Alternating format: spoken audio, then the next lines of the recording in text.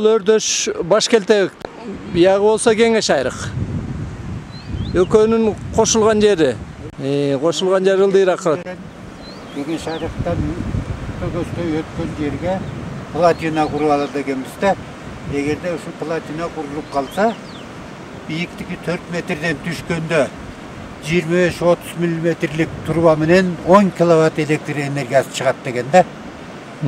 Эгерде боорекини бүт толук курсак 100 киловатт чыгат деген да. Ушу суунун 4 метр бийиктиктен түшсө, 4 метр бийиктиктен суу. Анда ошо жанагындай бир 45-50 мм труба менен түшөт экен да. Трубанын немеси ушундай болот экен да. Анан эгер 50 менен түшүп калса дейт, 4 метрден 100 киловатт берет деген да. Анан анда бунун башына чейин свет болот эле да. Биягыдагы, тиягыдагы. Тигил өйскө деле алып кетмек да. Ооба, тияка чейин бул куденге, тиге. Наркоюзга чыкмак, чукул тегеретеде аймактар бүт эле алмакта. Бүт алмакта. Анан 100 киловатты кандай дейсиң, 100 киловатт? Жакшы эле ток чыкмак экен анда. Анан платина курулгандан кийин заатно көпүрө болуп калат да. Платина үстү көпүрө болуп калат. Бирок кара суу бар да. Кара суудан келип суу деле көп деле буга чейин чатырап тоңбойт. Үстүлө бир кичине эле тоңот. Асты туруп эле такай суу агат. Тумсукта кара суу бар. Андан бери келгенде кара суу болуп кетет да. Буга булактар бар эмеспи? Анан булар көп тоңбойт да, кышында деле мындай чатырап өйсүнө чейин тоңуп чыкпайт. Анан бул перспективалуу болот эле да. Ал бул толсо ого өтөр, толбой калмак, үстүлө бирге тоңуп калмак. Үстүлө тоңуп калмак. Кышта истесе деле болот суу. Мечит болгондо, мечит болуп бу жерден экөөнүн ели намаз окуп турган деп ошону айтты. Могу мечит турбайбы да?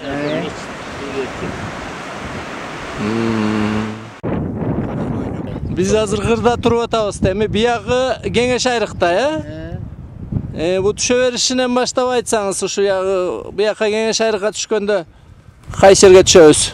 Түшкөндө эле бу дагы Жылкы сарайга түшөт. Жылкы сарайдын маңдайындагы көрүнүп турган оорекиден Кичи Сарыбел деп аталат. Каяка шатал? Бул Орто Элтебекке ашып түшөт. Мындан түшө бергенде бул жол менен түшкөндө эле тиги акемдердин, Аскар акемдердин сарайы бар да, Жылкы сарайында. Бул Абулуктардын сарайы турбайбы да? Дыйканга тарагандагы үлүшкө алган сарай болуп калат да.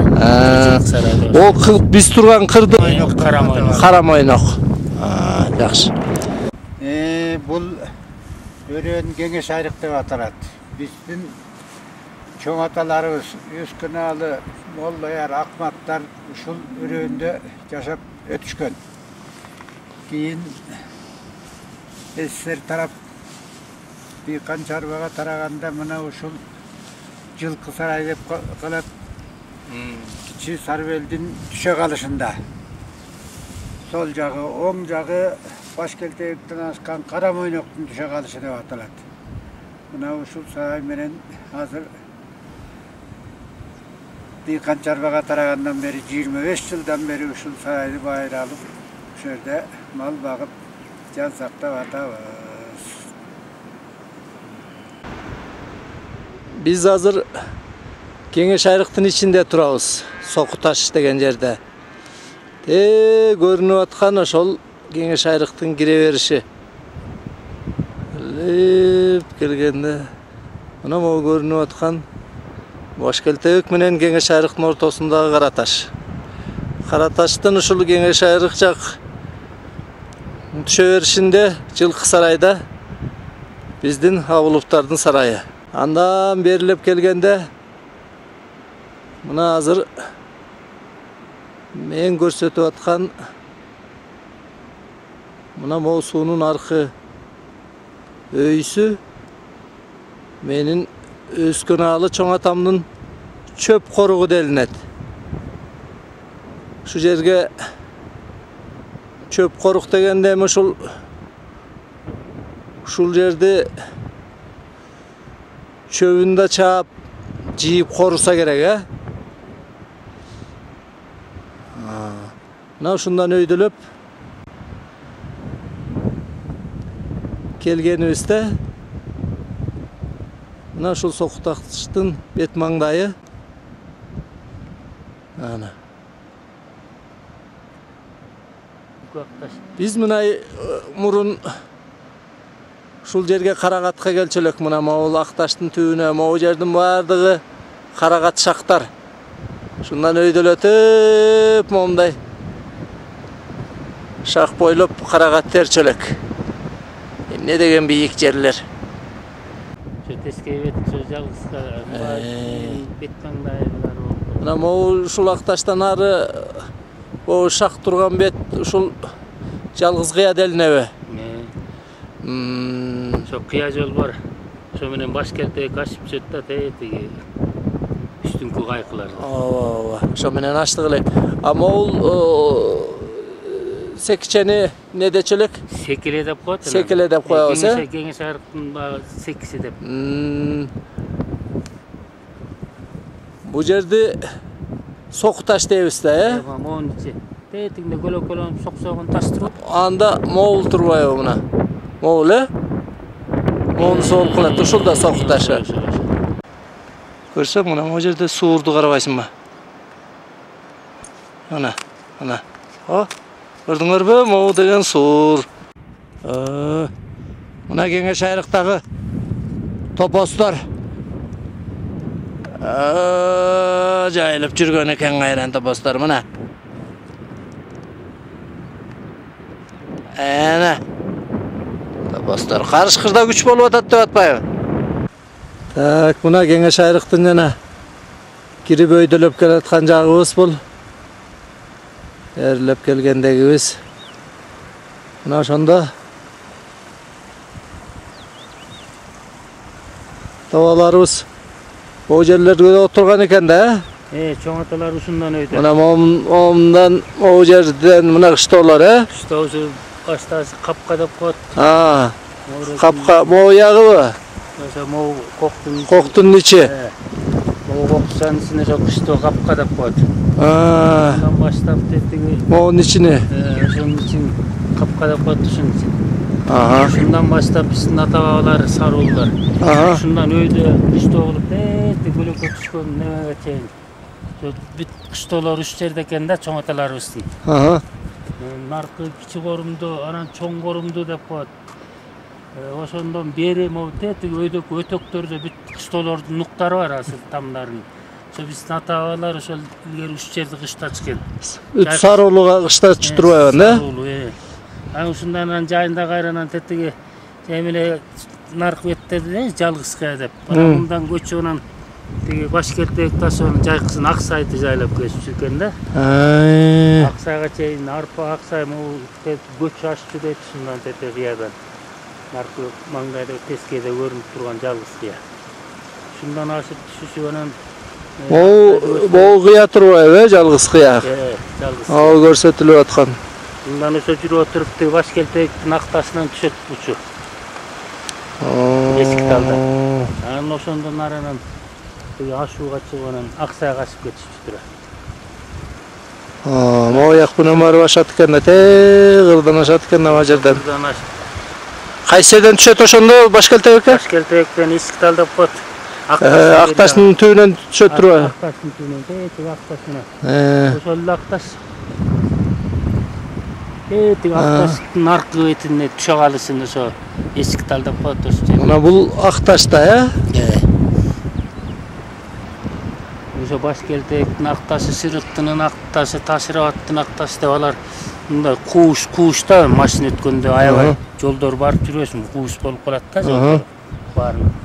Могу өтөктөрдөн чөп чаап, могуларга, коруктарга жыйнап кышкысын жыйнабашчу экен Аксайдан келишип анан жыйнап коюп анан малына берип кышкысын ушуларга кыштап турчу турбайбы? Ошол. Мына керемет Кеңеш айрыкта жатабыз.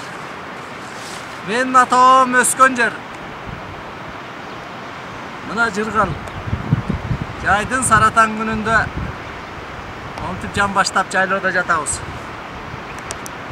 Биягыбыз капка, андан берилип кичи корумду, анан чоң корумду.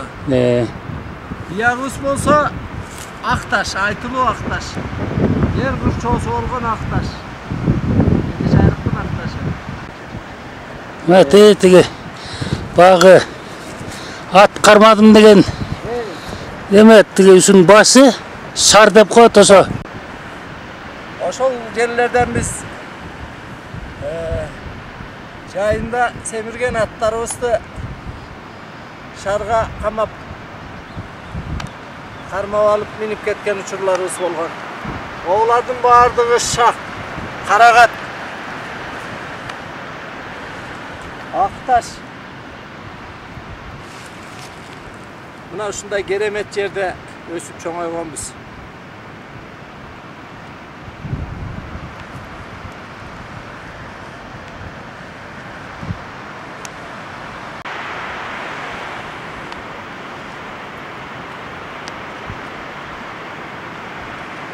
Үлпүлдөгөн маңдайкы тоолор ошо Карабулак Байбиченин тоосу деп коет күнгөй тоо. Байбиченин тоосу деп ат башынын күнгөй тарабы. Биздин келтебектердин маңдайы. Мына тегиз могу чоң корумдун оосунда туруп атпайсызбы? Мындан өйдө кеткенде эле могу маңдай таш Акташтан түшкөн жерде тетиге өтөк бар, көөргөн өтөк деп коет. Көөргөн аябай көп да. Андан кийин бул маңдай жагын болсо Малаташ деп, аркы кырчактын наркы бетин жайык төр деп коет. Анан чолок төр болуп кетет. Анан тетиги жана өзүң айткандай тетиги ак неменин ак кардын түбүндө шар бар. Үстөн килейген шаркыратма түшөт бир 3-4 метрдей эме капчыгайдын зоо пуусону менен. Анан тем элтиреген ак кар турбайбы сол тарапта. Аябай жасы. Ошонун так түбүндө ошо могу шардын үстүнө чыккандан где-то бир 50 соттуктей жарым гектардай жерде көл бар өзүнчө. Көл? Көл. Чоң көл бар ошо. Элтиреген жанагы Башкелдектин башында дагы Кокуй көл деп аты чыккан Кокуй көл деп айтып жүрөсүзбү? Ошо Кокуй көлдөн бирке кичирээктир. Башкелдектин башында да эле? Ал жанагы эски ашууга баратканда эски ашуу менен Аксайга качып бараткан жакта да Кокуй көл деген. Ошондой эле көл ушунун ичинде дагы ошол bunun attığına aytılbayt, şardın üstünde gölme var, gölde öyle koyuşat denen.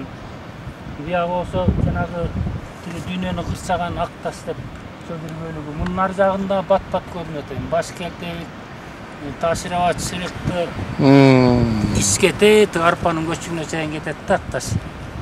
Arpanın göçüne janagı söök barganda sööktün arjagı jok bolup ketet. Biyak olsa da жаң жерге барат, жаң жерден ары көрünбөй калат. Акташтар көп билинбейт да. 40 Акташ ушундай.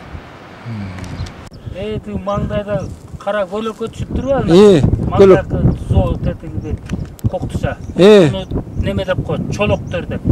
О, жер көлөкө баскандын аркы маңда кумай болуп, зоо ак зоо. Соонун астыбы? Ошонун ичин чолоктор деп коебуз. Көткөн. А могуреки бер жакта Акташ кирип кетип атпайбы? Кырчак болуп барып. Бияк жагына, Кыгыр менен берки Акташ кирип кеткенде ошонун башча жайыкта, жайыктөр деп коет. Жайыктөр. Жайыктөр деп. О маңдайда алсаң, тети өсүнчө бөлүнүп турган сар карган. Сарташты, сарташ деп коет. О, маңдайдагы? Маңдайдагы тети өйдөрөөк жакта сар карып турбайбы? Ортодогубу? Ортодогу сар карып турбайбы, көрдүңбү тиги? Мына алып келдим, ошону сарташ деп коет соғуптун. Могуреки мына теги, барып өтүп. Тиги неме турбайбы? Ак кар зоо. Чоку, эң бийик чоку. Ошону молоң этме деп коет. Молоң этип чыга калса ошо молоң этме деп койсо керек ошону. Молоң этме турбайбы? Молоң этме деген. Андан бери тиги ошонун асты анан кырчак болуп атпайбы? Кыр болуп ошо кар жоонун асты. Ошо кырдын аркы бетин ошо көч ашуу деп коет. Чоң көч ашуу, кичи көч ашуу деген. Ошондон көч ашып Башкелтекке түшкөн да. Бияктан жайлап анан тиги немеге Башкелтекке түшүп андан ары Аксайга ашып. Башкелтекке ашканда каяка ашат ошондо Башкелтек? Башкелтектен кары анан Аксайга ашып кетет да. Аксай тарапка ашып кетет да. Бояк. Азыр биз турган жерде болсо көбүргөн өтөк деп коет. Мындан башка жерде мынчалык жайнаган айдап койгондой көбүргөн жок. Карабызбы? Могу жердин баары көөргөнү төк турбайбы, э? Көөргөн өтөктө ошо көөргөн үч жерде. Жапай пияз. Мына могу гүлдөп турган. Тetsарар гүлдөгөндөр бүт көөргөндөр. Уштай көп көөргөн үч жерде. Көөргөн өтөк деп атап коет да ошону. Кеңеш арыктын баш жагы. Мына. Өндү да бир карап коелу. Чыгып келген. Андан берилип келдик да буяка. Ошо наркы артыңызда бүт ошол көөргөн өтөк тетиңден бери. Онун баарын ошо көөргөн өтөк деп коет да. Көөргөн. Ак таштын асты болуп калат турбайбы, көөргөн өтөк? Ак таштын түбү болуп калат. Мына көбүргөндөр, көбүргөн. Ana mına. Көбүргөн дегенди түшүнбөгөндөр да болушу мүмкүн. Жапайы пияз десек болобу? Болот да. Ana монтип баш алып. Жапайы көк пияз да. Көк пияздар. Ак пияз эмес, көк пияз. Эмне деген керемет, карачы канчалаган жер. Бай. Булардын бардыгы да мына. Көбүргөн өтөк. Көбүргөн өтөк деп. Башка жерден мынчалык өтөктөрдөн мынчалык көп неме жок да. Көбүргөн жок. Ошондон ости жеп бун дарычылык касиеттери да бар да бул тоон чөптөрүнүнчү. Касиеттери укмуш. Ачуу сонун даамдуу. Мындан тиги убагында келип терип алып кетип, тамак ашка кошуп, банкага тустап алып, кышта жеп эле ошентип эле керен. Сонун болот да бул. Тана жаратылыштын өсүнүн берген немелери да, байлыктары кереметти карабайсыңбы? Кол жетпейт да мындай жерге. Сонун жерлер да. Атабыз уш жерде өскөн. Ушуларды жайлап эмеле көрүнгөн жердин баарын жайлашкан, күчтөшкөн күчүндө келип ашып. Жайкысын Аксайга барышкан. Тартып аткан себебибиз да ушу атабыз жайлаган жерди, ушу Кеңеш айрыкты, ушу балдарыбыз, Сары уулунун балдары, биздин укум тукумубуз билип калсын деген эле негиз. Карачы эмне деген керемет жерлер. Пияз десе пияз бар мамтып көбүргөндөрү. Карагат десе мына шак.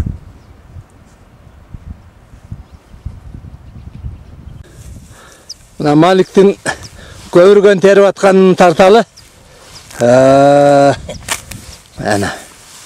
Чагыра келгенде сонун болмокта мындан тамакка кошуп жесе ошоң барып манты түйдүрүп жейлеми. Буюрса. Тилерге караганда пияздана караганда булар сонда. Сонун эме? Жытын байкадыңбы жана? Жөн эле буруксуп атпайбы?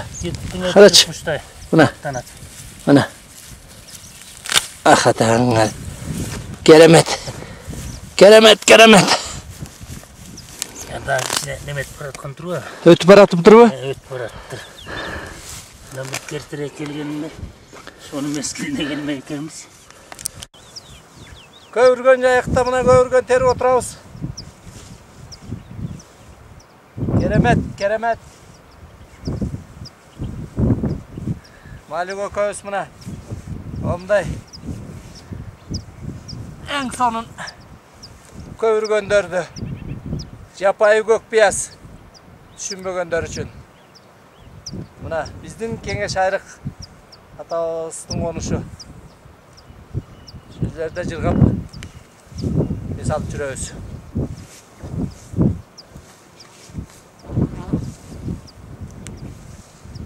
Gel Maka.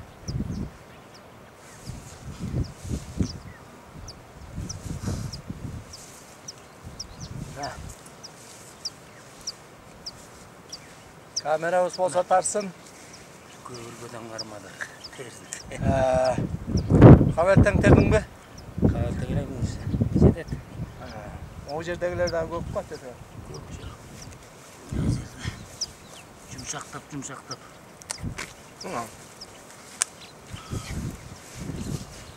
Мына. Kengeş ayrık. Buna Kengeş ayrıktın töründe oturabız. Atababamız жүрген жерде. Buna Malik. Tuğanım ökabız. Жырғалы эс алып, керемет. Көбүргөн өтөктө мына көбүргөн терип алып,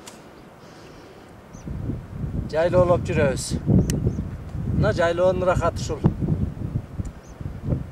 Эй, деп ырждай турган жерде да таң.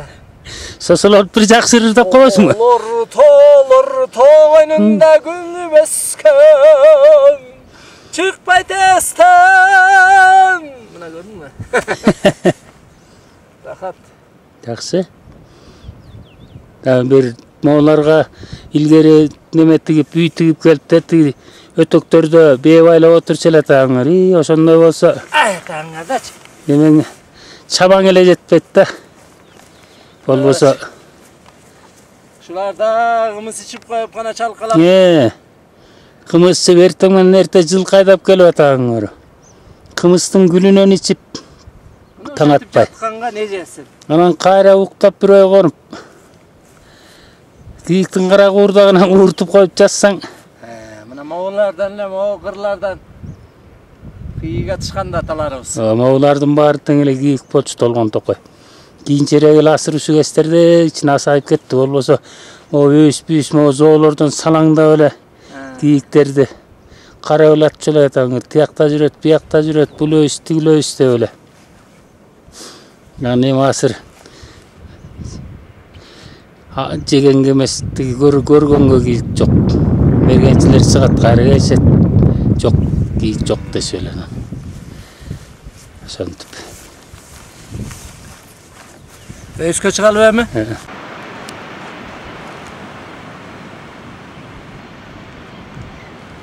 Мына биздин аттар.